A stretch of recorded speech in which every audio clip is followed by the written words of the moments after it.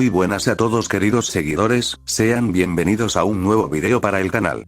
Hoy vamos a desarrollar un universo alternativo, que al mismo tiempo es una teoría sobre cómo hubiera sido el reino que gobernó Fleur y Gert si la serie nos hubiera mostrado más allá del final de la temporada 9. Fleur y Gert es un personaje presentado por primera vez en la temporada 6, precisamente en el episodio titulado La Cristalización. Se presenta como la hija de Cadence y Shining Amor, y desde sus inicios ha generado diversas teorías por ser la primera alicornio de nacimiento. Sin embargo, con la llegada de la G5 y el concepto de Skyros, la tierra de los alicornio, se confirmó que no era la primera alicornio nata. Después del final de la temporada 9, cuando Twilight se convirtió en la gobernante de todo Equestria y estableció la escuela de amistad para todas las especies, los años de paz llegaron como un suspiro de alivio para todos. Pasaron los conflictos con Tyrek, Chrysalis y Cozy Low. Equestria vivió una época de prosperidad sin precedentes, y el Imperio de Cristal no fue la excepción. Durante esos años de paz, Fleur y Gert creció viendo cómo sus padres gestionaban cada situación con dedicación, cómo escuchaban las necesidades de cada ciudadano y cómo usaban su magia para proteger y cuidar a todos. Parecía que todo estaba encaminado para que ella fuera la gobernante perfecta, la heredera que continuaría con el legado de amor y protección que habían iniciado sus padres. Pero no supimos nada de ella luego del final de la serie, así que vamos a construir una historia sobre qué podría haber sucedido con ella.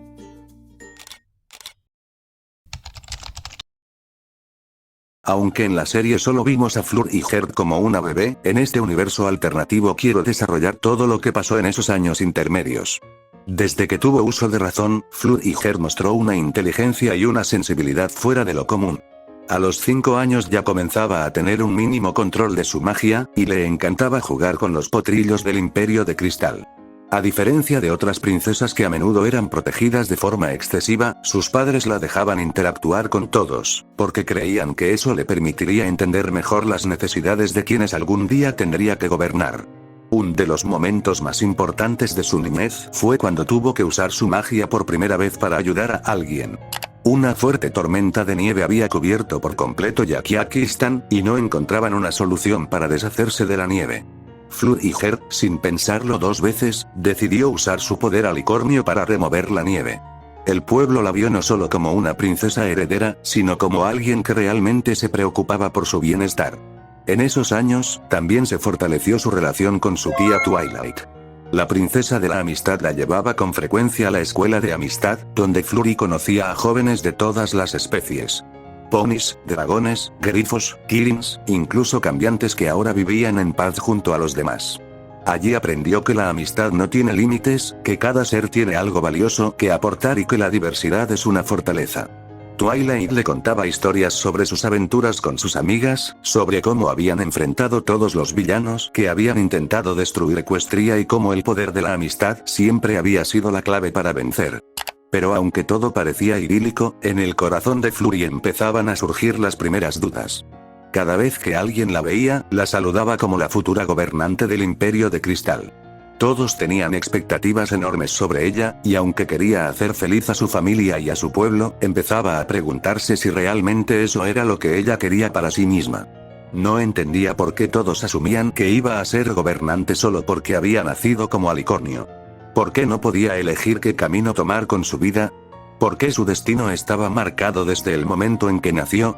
Los años de paz continuaron, y la pony creció convirtiéndose en una pony talentosa, amable y respetada por todos. Pero bajo esa fachada de la princesa perfecta, se ocultaba una niña que empezaba a sentir que no tenía opción de decidir quién quería ser.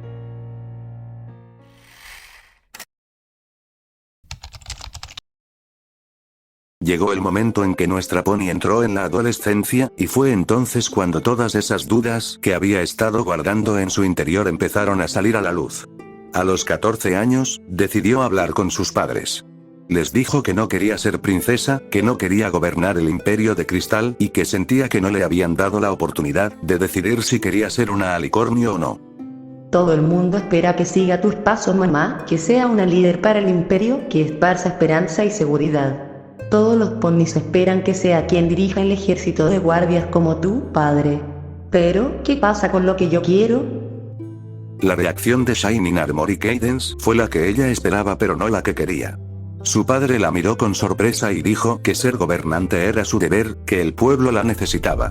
Cadence intentó calmarla con sus palabras de amor, explicándole que ser princesa no era solo un título, sino una forma de servir a los demás, de usar sus habilidades para hacer del mundo un lugar mejor. Ambos estaban convencidos de que con el tiempo, ella entendería y aceptaría su destino. Cuando le contó lo mismo a Twilight, la reacción no fue muy diferente.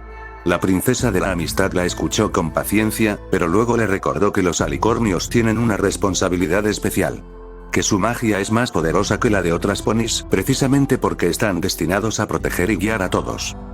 Flurry, tú tienes un regalo único, y con ese regalo viene una responsabilidad que no podemos evitar. Yo también tuve que aprender eso cuando me convertí en alicornio.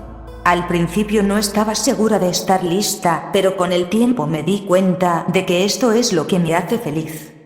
Pero para la pony, las palabras de sus seres queridos no hacían más que aumentar su sensación de frustración. Sentía que nadie la entendía, que todos veían en ella solo la princesa heredera y no a la pony que realmente era.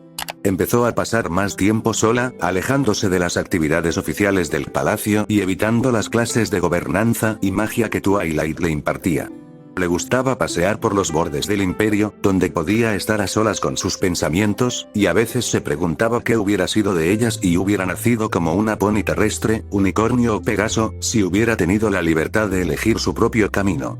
Un día, mientras exploraba un lugar alejado, encontró un viejo libro en una biblioteca olvidada. Un libro sobre la historia de Equestria que contaba sobre todos los conflictos que habían tenido lugar a lo largo de los siglos. Allí leyó sobre Cozy Glow, la pequeña pony que había intentado dominar Equestria junto a Tyrek y Chrysalis, y que finalmente había sido encarcelada en el Tártaro, pues pensaban que convertirla en piedra era un castigo muy grave para una potrilla. Al leer su historia, Fleur y Her sintió empatía por la Pegaso. ¿Acaso habían tratado de siquiera conversar con ella para entender el porqué de su actuar? Cozy había pasado toda su vida en el Tártaro, sin amigos. Ese día, una idea empezó a formar en su mente, una idea que cambiaría su vida para siempre.